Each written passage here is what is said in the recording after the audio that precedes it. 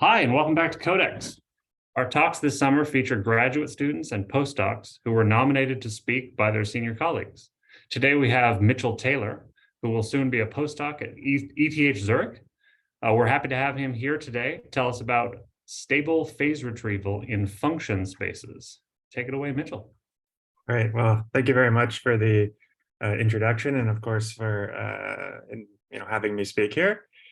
So as mentioned, I'll talk about phase retrieval problems, but they're going to be maybe a bit different. So let me start with some motivation. So for us, the main example of phase retrieval that we'll be interested in is the Fourier phase retrieval problem. So I think for many people, research has been studied around frames and around finite dimensional phase retrieval. But for today, the primary operator is the Fourier transform. And well, why study this? Well, it happens that in certain crystallography and optics applications, one seeks to recover some unknown function f, which will be some L2 signal that you're trying to measure. But what the detector is only able to measure is the magnitude of the Fourier transform of f. Okay, so the physical data you get is the absolute value of the Fourier transform of f, and your goal is to reconstruct the original function f. Or in other words, you want to take the data of knowing the absolute value of f hat and recover f up to a global ambiguity. And the global ambiguity is just multiplication by a unimodular scalar, because of course that will not change the absolute value, so you could never have any chance of recovering that, but that's perfectly fine from that point of applications. All right, so our goal will be to recover a function modulo global phase from the magnitude of its Fourier transform. But of course, if we want to do this with any practical reliability, we want to do this stably as well, because we know there's always experimental errors. We want to know that if you perturb your data just a little bit, then your solution, your recovery of f from modulus of f hat is still just a perturbation of the actual function you're interested in. So mathematically, what does that say? Well, it says that we want an inequality of this form, where it says that not only is it true that if I know the absolute value of f hat, then I know f up to global phase, which is the case that's where f is equal to g here. So if f is equal to g, then this side is 0. So that tells me, or if modulus of f hat is equal to modulus of g hat, this is this side is 0, and that tells me f is a multiple of g, which is the recovery of a function from its modulus. But this says also that the recovery is stable, in the sense that if I know that modulus of f hat is close to modulus of g hat, then I can also conclude that f is close to a multiple of g. Okay, so that's the type of stability we're going to be interested in this talk. And of course, this is such an inequality like this is not going to be valid for every choice of f and g, because it's not generally true that you can recover a function from the magnitude of its Fourier transform. So we'll want this inequality to be true when f and g are in some subspace of L2, which incorporates whatever additional constraints the functions are known to satisfy. So from the experimental process, you have some idea of what the functions you're interested in should look like. That gives you some linear constraints. That gives you a subspace of L2 where you want this inequality to be valid. Okay, so what I want to do now is do a little bit of a change of notation to get rid of the Fourier transform here and put things in a more general framework. Okay, so how do I do that? Well, by Plancherel's theorem, I know that the Fourier transform is an isometry. So this inf on the left-hand side, which has f minus lambda g on it, I can replace f and g by f hat and g hat absolutely for free. This doesn't change the norm. And when I take this substitution here and put it here, I'll get f hats on both sides of the equation and g hat on both sides of the equation. So I can make a simple change of notation. I can write little f to be capital F hat and little g to be capital G hat.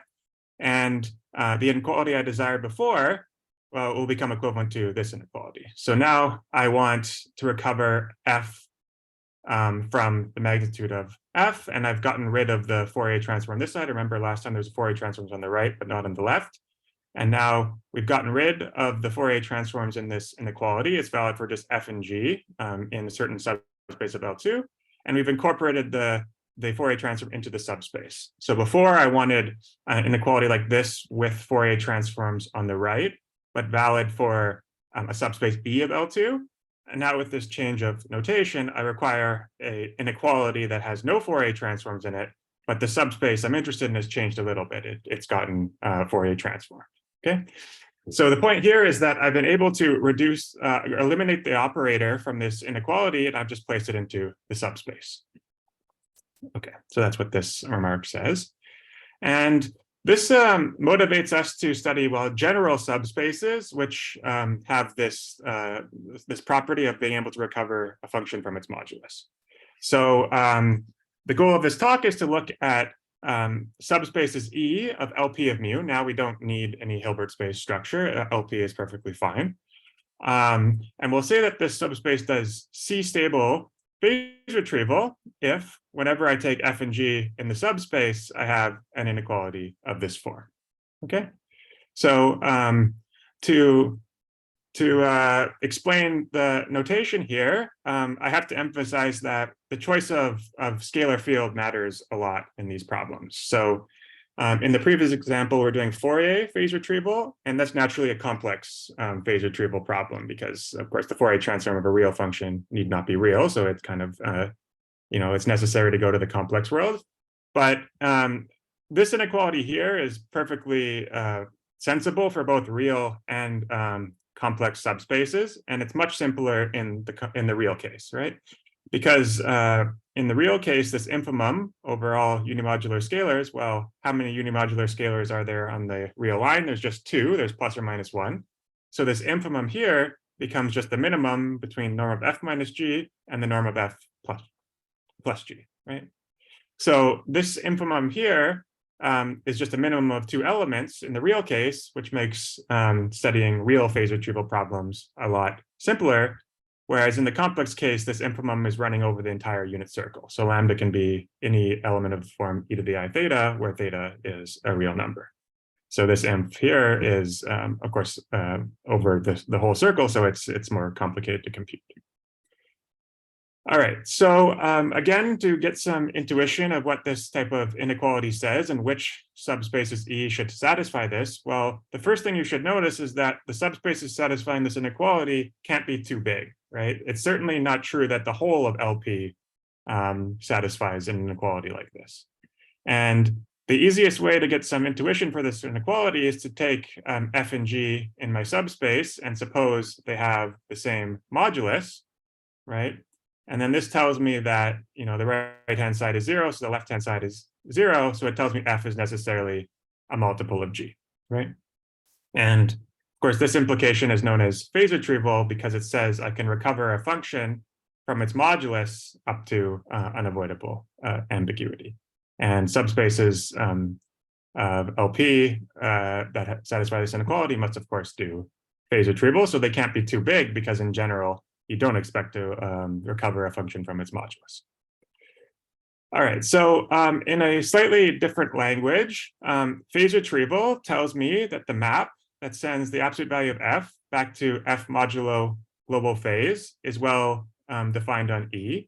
That's what this says, that if modulus f is modulus of g, then f is a multiple of g. And what this inequality really says here is that not only is this map well-defined on E, but it's also Lipschitz, and you can even say it's C-Lipschitz with this constant C, okay? So we're gonna be interested in subspaces where we can recover functions from their modulus in a C-Lipschitz way. All right, so back to the motivation. So the motivation started with Fourier phase retrieval, where you look to recover a function f from the magnitude of its Fourier transform. And what we did is we eliminated the Fourier transform, built it into the subspace, and put it in this general framework. Okay, and I want to emphasize that in other physical situations, maybe the Fourier transform is not the right operator to look at. So in other physical scenarios, you're often interested in another transform T, which takes a Hilbert space to L2, and you seek to recover the function from the magnitude of the transform applied to f. Okay, so the most common example I know of a transform where this is applicable is the Gabor transform. But more generally, you can consider the analysis operator of any frame, and these have been studied a lot in phase retrieval, where you look to recover a function from the magnitude of the frame, the analysis operator of the frame applied to that function. Okay, and well, by the same argument as I did with the Fourier transform, you don't need really all the information of this analysis operator or this transform that's taking you from your Hilbert space to L2. For phase retrieval problems, all you need to know is that this map determines a subspace of L2 where you do stable phase retrieval. So not only is the Fourier phase retrieval problem an example of phase retrieval problems from the last slide, but so is, well, essentially any phase retrieval problem, because usually you write this in a language of frames or transforms, but really you're just interested in the subspace that transform builds inside of L2 and ask for the inequality I said to be valid. Okay, so the general principle here is that the physics that you're interested in determines the operator you want to study. The operator you want to study determines the subspace of L2 you want to have stable phase retrieval on. And then the question we're going to ask in this talk is, well, which subspaces of L2 do stable phase retrieval in general? Okay, so that brings me to the goal of the talk, which I said is to build and understand subspaces doing stable phase retrieval. But there's a pretty big problem with this question, and the problem is that, well, there were actually no known examples of L2 where stable phase retrieval was known to be possible. So, I should say infinite dimensional here, because in finite dimensions there's well-studied questions of there's well-established theorems on when you can do phase retrieval, and you automatically do it stably in finite dimensions if you do it at all. But in infinite dimensions, all known examples of subspaces doing phase retrieval automatically were shown to fail stable phase retrieval. So stability definitely does not come for free in infinite dimensions, and it was believed in some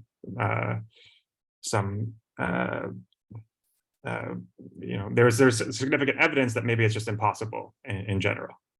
And this evidence came but well, the motivation for why this is impossible is because you can actually prove it's impossible for frames, right? So there are general non-existence results for stable phase retrieval when T is the analysis operator of a frame, or in other words, when the subspace of L2 you're interested in is gotten by taking E to be the image of the frame under H. Okay, so the first example for discrete frames was by Cahill, Casazza, and Dobeshi's, and then for continuous frames by Alifari and Groves.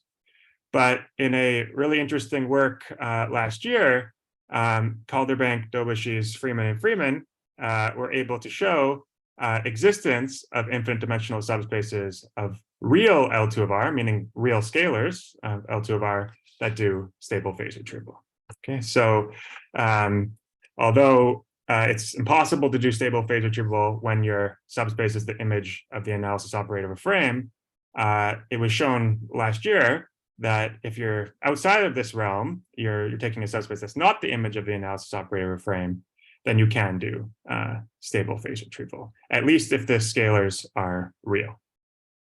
Okay, so the goal of this talk is to give very simple and natural examples of subspaces of LP doing stable phase retrieval. And in particular, we want subspaces that examples that work over both the real and complex fields. Okay, so importantly here, the constructions of Cahill, Casazza, the construction of Calderbank, Dobeshi's, Freeman, and Freeman only worked over the real field. And that's not going to be good enough for Fourier phase retrieval, because Fourier phase retrieval is a complex problem. So what our results will give is actually the first examples of subspaces doing Fourier stable phase retrieval, because whenever you have a subspace doing stable phase retrieval, its Fourier transform will do Fourier stable phase retrieval, as we mentioned on the first example. You just conjugate and you get on the Fourier side, and you get Fourier stable phase retrieval. All right, so that's the goal of the talk, is to build these infinite dimensional examples where stable phase retrieval is possible. And of course, also to build very simple examples. So I'll show you in a minute. These are not exotic subspaces. These are very, very simple. All right, so let me take a quick pause and remind you on definitions before we get into the meat of the talk.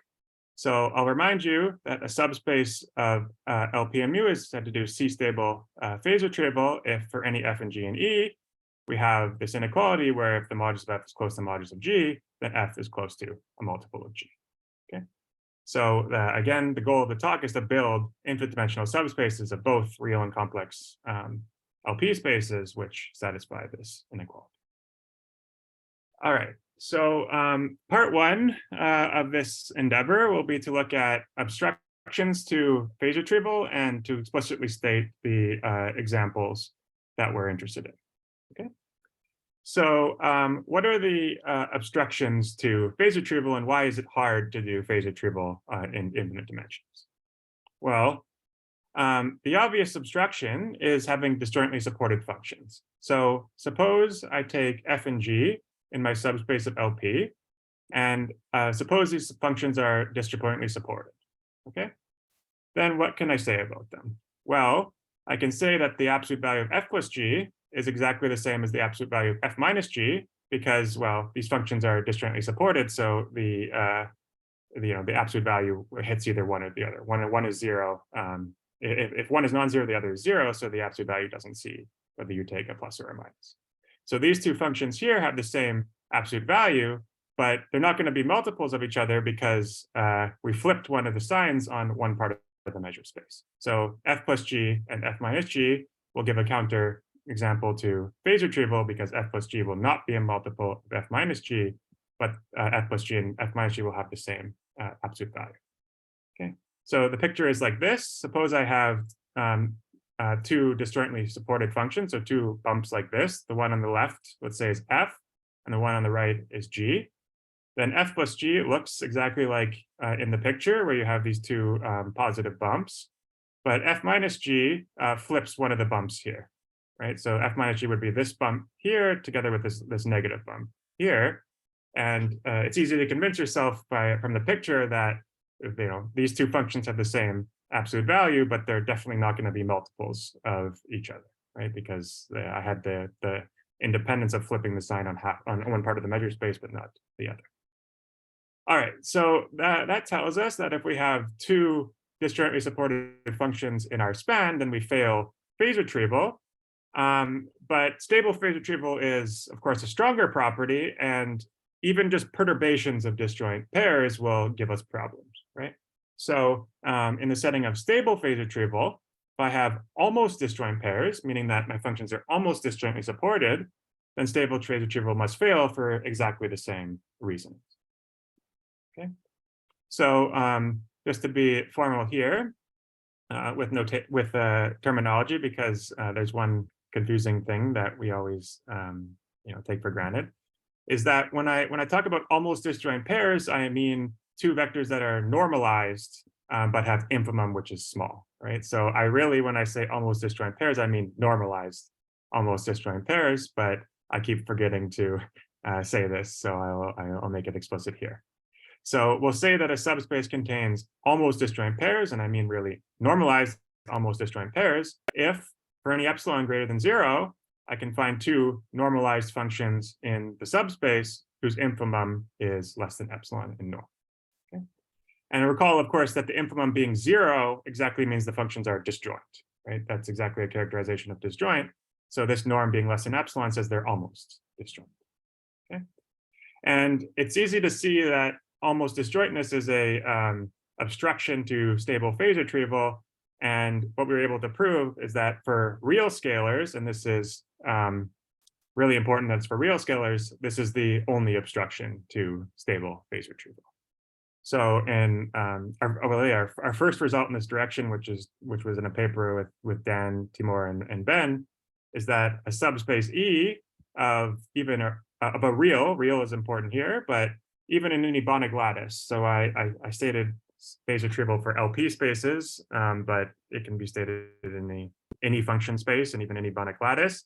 And the obstruction of doing in the real case, it's true that stable phase retrieval is equivalent to not containing almost disjoint pairs. So it's not just a fact about LP spaces or anything. It's really a general statement that for real scalars, the only obstruction to stable phase retrieval is having these almost disjoint pairs in your span. So this will give us some kind of idea of what we want to eliminate. So we want to make sure that when we do stable phase retrieval, or if we want to prove a subspace does stable phase retrieval, we need to make sure all the vectors in that subspace have large overlaps, right? I can't have any vectors that don't overlap, because that will be an obstruction. And in the real case, that's the only obstruction.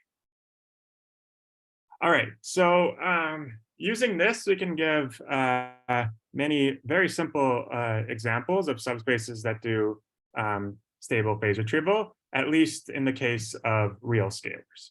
Okay, so again, as I mentioned, there's this remarkable work of Calder-Bank, Dobeschies, Freeman, and Freeman that give the first examples of subspaces doing real stable phase retrieval in infinite dimensions. Here, we were able to build really simple examples. So their construction is very interesting. But what I want to emphasize here, and then of course there's many examples I could give, but I want to emphasize the simplest one just to give some intuition that these are not exotic subspaces. Well, it turns out that if I take the function sine and I dilate it, so I look at sine of 2 pi 4 to the n x as n runs through n, and I take the closed span of this inside of any LP space, then this will do stable phase retrieval for any choice of p. Okay, so really this is kind of, it's not the best example we have, because this is a very lacunary, it's a very sparse subspace because I'm taking very exponential dilates.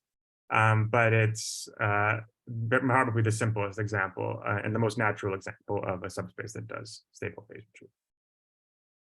retrieval. Another example is a complete characterization of when IID variables do stable phase retrieval. So suppose you take a collection of mean zero IID random variables. So that means they're you start with the function f, you look at a sequence of independent functions, all with the same distribution as f. So it's kind of just jumbled around the measure space, but all have the same probability of taking a certain value. So you build a sequence like this, which you can always do.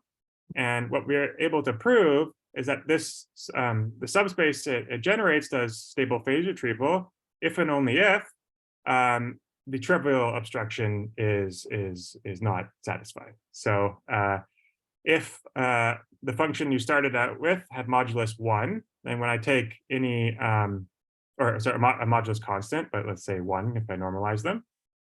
If the modulus is constant, then if I jumble the function up, all those jumbles will also have constant modulus. And therefore, I won't be able to recover the function from the modulus, because all of these functions I'm generating with will have the same modulus.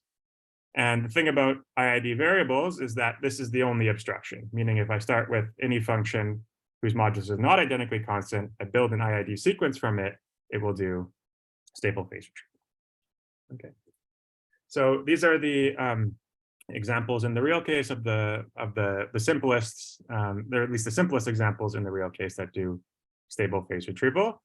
But I want to emphasize that all these examples fail to do complex stable phase retrieval. And there's a very simple reason why. And the reason why is that if I take any subspace E of L2 or any LP or any Banach lattice really, and I suppose that this subspace contains linearly independent real vectors, right? So linearly independent real valued functions, then my claim is that stable phase retrieval in the complex setting will fail. And how do you prove this? Well, you prove that actually more, not only will stable phase retrieval fail, but phase retrieval will fail. And the reason is very simple. If I take f and g in my subspace and I assume that they're real valued and merely independent, and I can form the vector f plus ig, which will still be in my subspace, and I can form the vector f minus ig, which will also still be in my subspace. And because f and g are real, this is the correct complex decomposition. This is the way to write it in terms of real and imaginary parts. And because the functions are linearly independent, this function won't be a multiple of this function. However, they'll have the same absolute value, right? Because these kind of act like disjoint things. When you take the absolute value, it's just f squared plus g squared square rooted. So these functions will have exactly the same absolute value, but will not be multiples of each other. So that proves that if you have real and linearly independent vectors in your span, then you fail complex phase retrieval. And of course, sine of x is a real function. So any subspace I generate by dilating sine functions is of course going to fail complex phase retrieval. So the question now is, well, what does satisfy complex phase retrieval? And it turns out that you don't have to look too far. You kind of get motivated by this IID example where the only obstruction in IIDs is having a constant modulus. And this kind of principle actually holds for the sine series as well. So the theorem we were able to prove is as follows. So let's start with a trigonometric polynomial p, which we view in LP of the unit interval for any finite p. And let's suppose it's just a sum of, from k equals 1 to n of some coefficients ak times e to the 2 pi I kx. So it's just a essentially arbitrary trigonometric polynomial. Okay. And what am I going to do? Well, I'm going to look at the subspace generated by dilates of that polynomial. So I'm going to fix a parameter a, which is sufficiently large, and look at the subspace generated by taking the polynomial, dilating it by a to the n, and then letting n run through it. Okay. So this is exactly the same thing I was doing in the sine series, where a was essentially 4, right? Because I was looking at sine of 2 pi 4 to the nx, and I claimed that that subspace does stable phase retrieval. And a similar thing will happen here, is that, well, as long as the modulus of p is not identically constant, then this span here will do stable phase retrieval not only in the real sense, but in the complex sense as well. Okay. And of course, the condition that modulus of p is not constant is completely necessary, because if modulus of p were constant, then when I form a dilate of a function with constant modulus, it'll still have constant modulus. So all of these functions p of a to the nx will have constant modulus, and well, therefore I can't recover which one of these, which n I'm at from the modulus, because the modulus is all the same, right? So of course, if modulus of p is identically constant, then all these functions have constant modulus but are not multiples of each other, and that tells me I fail phase retrieval. But the theorem here says that if modulus of p is not constant, and I take a sufficiently large dilation parameter, then this subspace will do stable phase retrieval. Okay. So that really contrasts with the IID example. That was also, as long as the modulus is not constant, IID variables would do stable phase retrieval. All right, so there's one other thing I have to mention in this result, and in particular, why it's not a contradiction with the last result. So remember, I showed you that sine of 2 pi 4 to the nx, so if I take p to be sine, and a to be 4, then of course the modulus of sine is not constant, and I can form this span, and that will do real stable phase retrieval. But as I mentioned, it will fail complex stable phase retrieval because sine is a real function. So what's the catch here? The catch is that sine of x is formed by frequencies 1 and -1. And it looks like a very innocuous assumption that this sum starts at 1, but it's super important for this theorem. So if this, so sine, remember, is e to the 2 pi I x minus e to the minus 2 pi I x over, I guess, 2i. So it's formed from frequencies 1 and -1. And it's the cancellation of these positive and negative frequencies that makes sine a real function, right? So here, it's very important that this sum starts at 1, because this will be what ensures that this polynomial I look at is a genuinely complex polynomial. And that will allow me to do complex stable phase retrieval, not just stable phase retrieval. So I'll explain a little bit in the proof of this result why why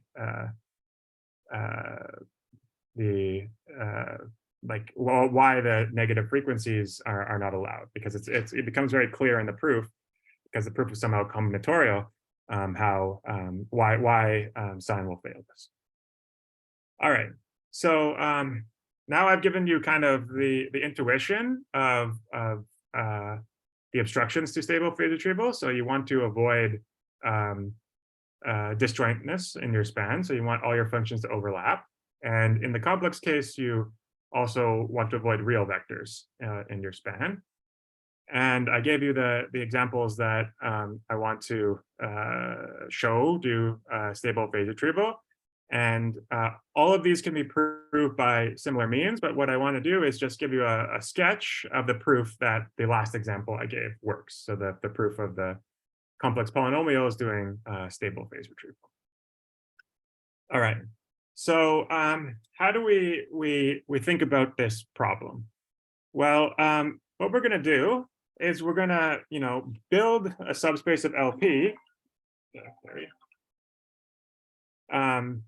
By starting with a very nice sequence and then looking at the span of that sequence. All these examples were built in that way. So what we want to do is start with the orthonormal sequence Rn and try to prove that its span inside of LP does SPR. And here, well, I'm going to assume P is bigger than or equal to 2 so that this makes sense. And I'm going to assume we're working on a probability measure. And then later I'll show you how you can get rid of these assumptions. All right. So if I have a nice orthonormal sequence Rn, I take an f in the span of Rn, then I can write f as a sum of an Rn, right? That's how I represent the functions. And my question is, how do I represent the modulus of the function in terms of the basis, right? Because in phase retrieval problems, the idea is you want to recover a function from its absolute value. And here I have a nice representation of the function in terms of the basis. So what I would like is a nice representation of the absolute value of the function in terms of the basis. All right.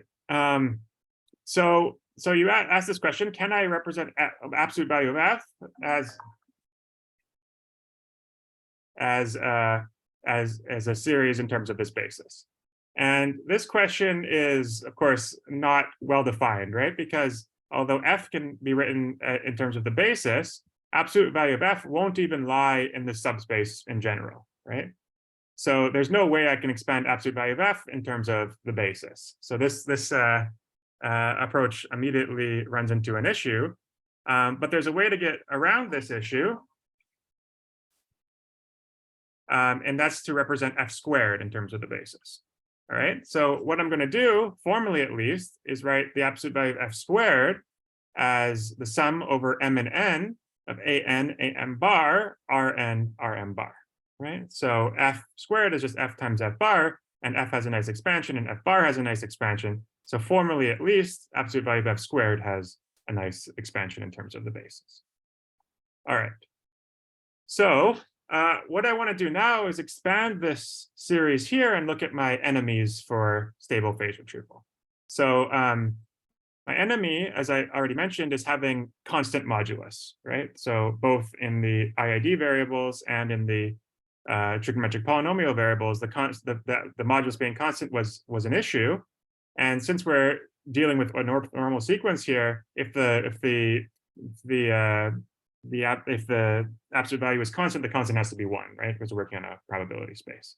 So what I'm really concerned about phase retrieval problems is this term modulus of Rn squared minus 1. This is the term that would give me headaches in trying to construct a function from its modulus, because if modulus Rn squared is 1 for all n, then I'm doomed. There's no way I can do stable phase retrieval. So what I want to do is isolate this term and the expansion and write absolute value of f squared is the sum over all m not equal to n, the sum over the diagonal, and then I'm going to pull out sum of an squared is 1 and put it here. So now I've isolated my problem term. And the idea is to use this decomposition to avoid this problem term. So what I want to do is, oh my gosh, is put conditions on this orthonormal sequence Rn that tells me that this Rn squared minus 1 term will not be a problem. Okay, so what we're going to do for our proof is impose orthogonality of all the terms in this series, and also impose uniform lower bounds.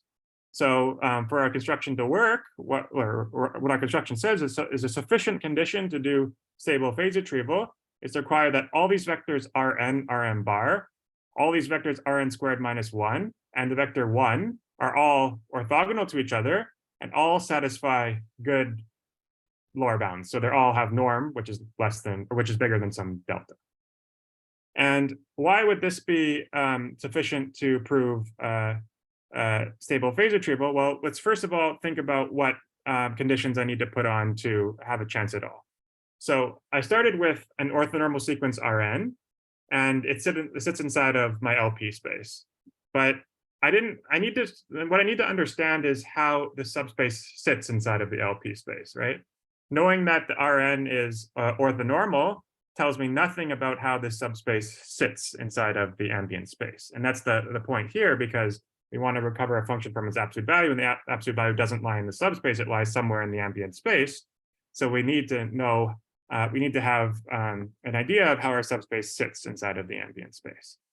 And the idea here is to use products to encode this. So notice here we're putting orthogonality conditions on the products of Rn times Rn bar and Rn squared minus 1 and 1, right?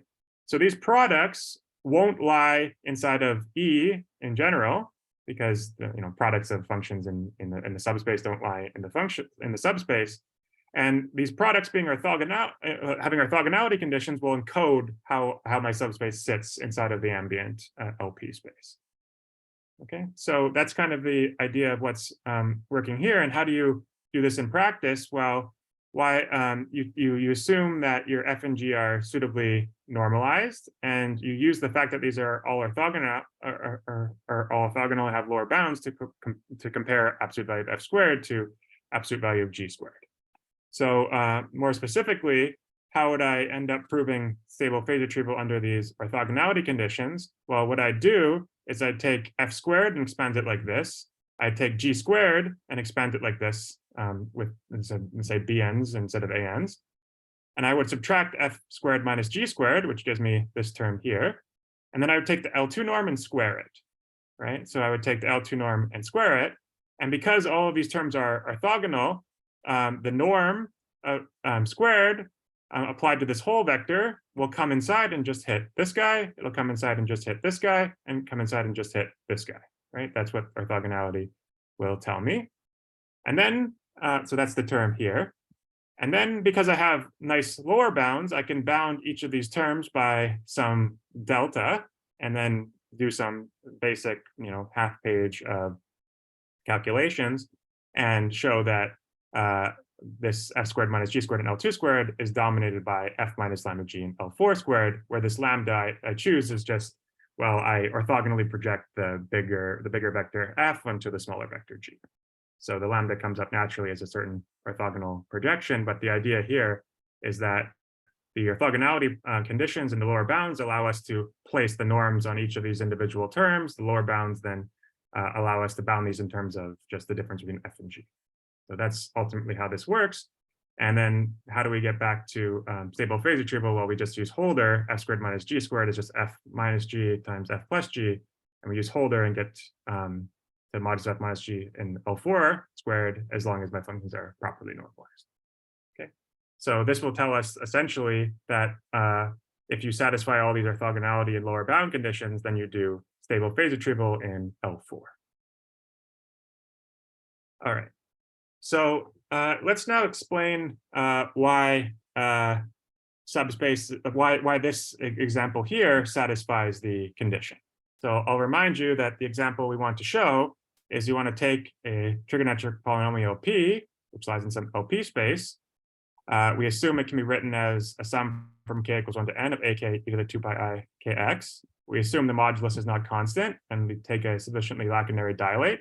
And the goal is to show that the span of these dilates do SPR, or from this result, it suffices to show that the span of these dilates have nice orthogonality conditions and lower bounds. Okay, so how do you prove that? Well, the obvious thing to do is to define Rn in the construction as p of a to the n, not p of a to the n, right? This is the natural candidate. Let's assume p is normalized, so that this is sensible. And we expand f squared in terms of this series. So these Rn times Rm bars will be products of these trigonometric polynomials. Rn squared minus 1 will also look like some kind of product of the trigonometric polynomials and so forth. And the point here is, how do you get all the orthogonality conditions? Well, you get the orthogonality conditions by having these polynomials and their products not overlap on the Fourier side, right? So you take a trigonometric polynomial, sum of ak e to the 2 pi I kx, and then you multiply it by a different one. And then you look at the Fourier support of that. And if for every one of your choices of Rn, Rm bar, and all these, you get different supports on the Fourier side, then you can say all the functions are orthogonal. So the fact that you're working with a single polynomial p, looking at dilates of it with sufficiently sparse dilates, that tells you you're going to have all of the orthogonality conditions by a little combinatorial exercise on the Fourier side. And here, of course, I'll emphasize that it's important for this construction to have only positive frequencies, because if you have negative frequencies, you'll get some cancellations, and then you won't be able to guarantee these orthogonality conditions. So in particular, sine will fail these orthogonality conditions because the negative frequencies in sine will cancel some things, and you won't get the non-overlapping on the Fourier side. All right, and how do you get the lower bounds? Well, the lower bounds ultimately come from the fact that modulus of p is not constant and beating Holder's inequality. So since the absolute value of p is not constant, p squared minus 1 will not be 0, right? So it'll have some non-trivial norm, let's say delta. And then my Rn's are all formed from dilates of a single function. So this delta I get for n equals 1 or 0 immediately becomes a uniform delta, because all my functions are just dilates of a single function. So here I've gone from some qualitative control, I know the modulus of p is not constant, to a uniform bound saying that all of these Rn's satisfy modulus of Rn squared minus 1 is bigger than some delta uniformly in n. So this is how I get all of the lower bounds. So yeah, so again, the fact that your modulus is not constant and you're looking at dilates allow you to beat Holder and get the lower bounds. The sparseness of the dilates gives non-overlapping Fourier supports in all the products, and hence your orthogonality conditions. And the fact that you have no negative frequencies implies no cancellation, leading to non-overlapping Fourier supports. So that's how this idea of the proof essentially works. Okay, and well, this construction here worked directly in L4, but there's a small problem we still have to get around, is how do we get to other LPs? And why did this construction work in L4? Well, it worked in L4 because we required orthogonal products, and having the products being orthogonal means I want the products to be in L2, which means I want my original vectors to be in L4. So here, because I'm working with products, it's very natural that my construction works in L4 rather than, say, L2, which is where I would ultimately like the construction to work. So we still have some work to do to go from L4 to general LP spaces. All right, and for this, we're going to use a very classical result. which is a result about almost disjoint normalized sequences. Okay, so remember the obvious obstruction to stable phase retrieval is having almost disjoint pairs, and almost disjoint pairs have not been studied in the literature until recently, but almost disjoint sequences have been studied, and there's a big body of literature on subspaces containing almost disjoint normalized sequences. Okay, so the theorem we're going to use is that if you fix any p less than infinity and any probability measure mu, and you look at a closed subspace E of LP and mu, then the following are equivalent. The first is that E contains no almost disjoint normalized sequence, which is the condition that's very relevant to us because we're building subspaces with no almost disjoint normalized pairs at all. The second condition is that whenever I take any Q less than P, the LQ norm and the LP norm will be equivalent on that subspace. And finally, instead of for all here, I can just put n exists. So if I can find a single Q less than P for which the norms are equivalent, then a Holder argument tells me that actually for all Q less than P, the norms will be equivalent. Okay. So how does this relate to stable phase retrieval? Well, let's first of all give this property a name. Let's call this property star, and it depends on P because we're working in LP and we only get equivalence for Q less than P. And the implications here is that SPR and LP implies no almost disjoint pairs, and having no almost disjoint pairs implies no almost disjoint sequences. So we have SPR and LP implies star P, and of course star P implies star Q for Q less than P because there's a there exists and for all here. Okay. So the point here is that if you can prove that a subspace E does SPR and LP, then legitimately you may view E as a closed subspace of LQ for any Q less than or equal to P because the norms are equivalent on that subspace. So you can legitimately view your subspace inside of LQ for any Q less than or equal to P. All right. So how does this work in our construction? Well, we gave a construction where we built subspaces which do SPR in L4, and in particular, star 4 holds. And the idea we were going to use is that we're going to assume that star Q holds for some Q bigger than 4, because this is the case for all of our examples. Lacunary Fourier series, it's classical that these have this property. And we're going to deduce SPR and LP from this property, okay? And first of all, let's deduce it in higher LPs. So we deduce it in LQ. And the reason you deduce it in LQ is very simple, because, well, if you look at the SPR inequality, on the left-hand side, you have inf of norm of F minus lambda G in say, L4. But the L4 norm is equivalent to the LQ norm. So this doesn't depend on whether you're using Q and 4. But on the right-hand side, you have the norm of absolute value of F minus absolute value of G in L4. And since absolute value of F minus absolute value of G doesn't lie in the subspace, you don't a priori have a relationship between the L4 norm and the LQ norm. However, if Q is bigger than 4, then you have the obvious one because the norms get stronger as Q increases because you're working on a probability space. And so if you can get SPR in a low norm, you automatically get it in a high norm. That's not a problem. The problem is going down. So the problem is if I do SPR in L4, how do I get SPR in L2 or in L1? That's the hard part. Okay. However, if I assume this property star Q, then I can apply Holder and get an inequality like this. And I specifically said it for the L2 norm, but you could say it for any LP norm. So by Holder's inequality, knowing I do SPR in L4 and I have equivalence with the LQ norm for some Q bigger than 4, I can deduce that the distance between F and lambda G in this quotient space measured in L2 is dominated by the difference between F and G in modulus in L2 to some power times norm of F L2 plus norm of G L2 to the 1 minus gamma.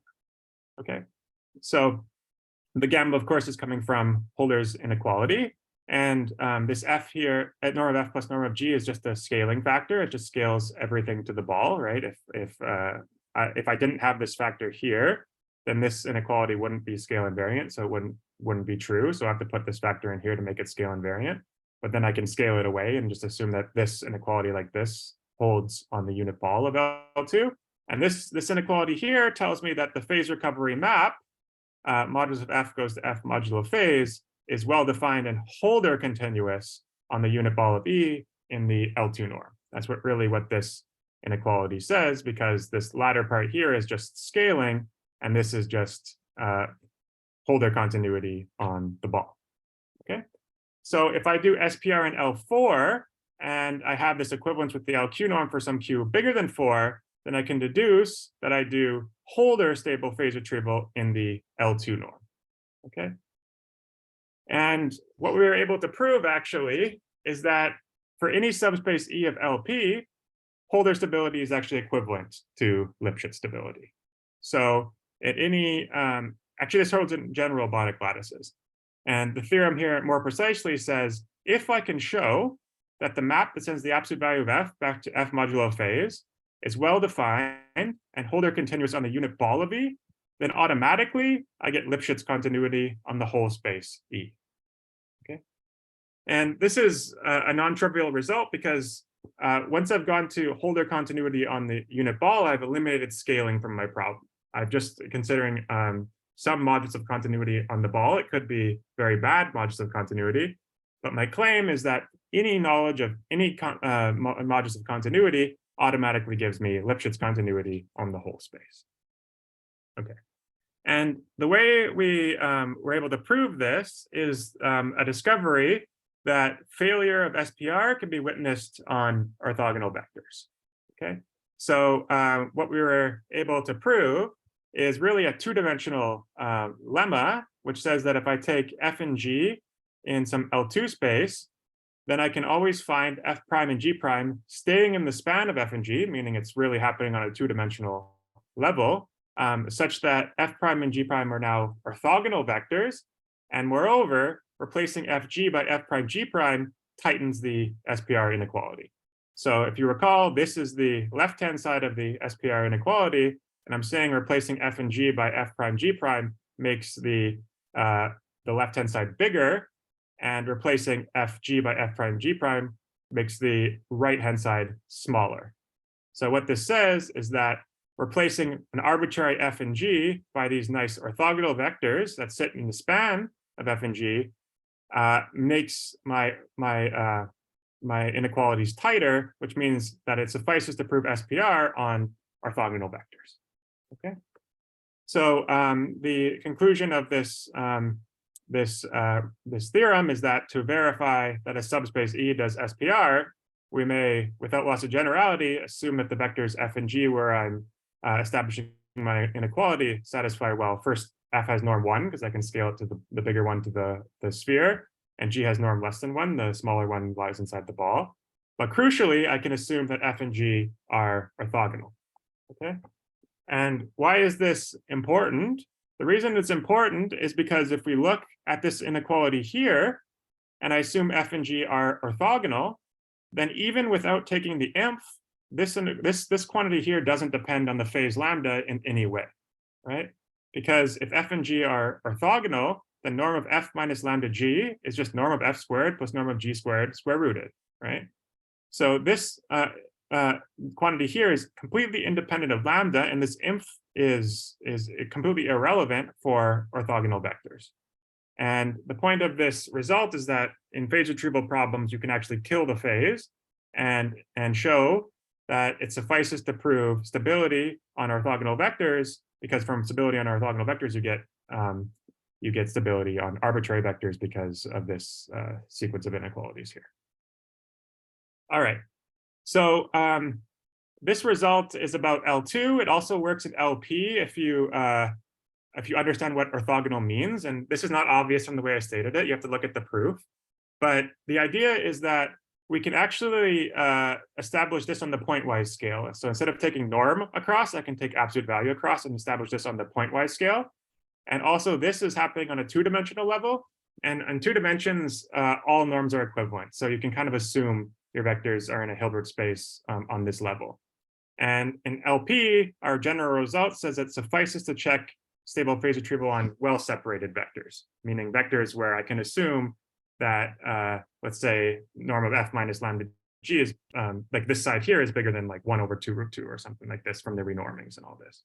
So it suffices to check SPR on orthogonal vectors, and that's why Holder continuity implies Lipschitz, because, well, when do Holder and Lipschitz disagree? Well, they disagree at infinity, but I've scaled everything to the ball, and they disagree near 0 because that's where the functions are different.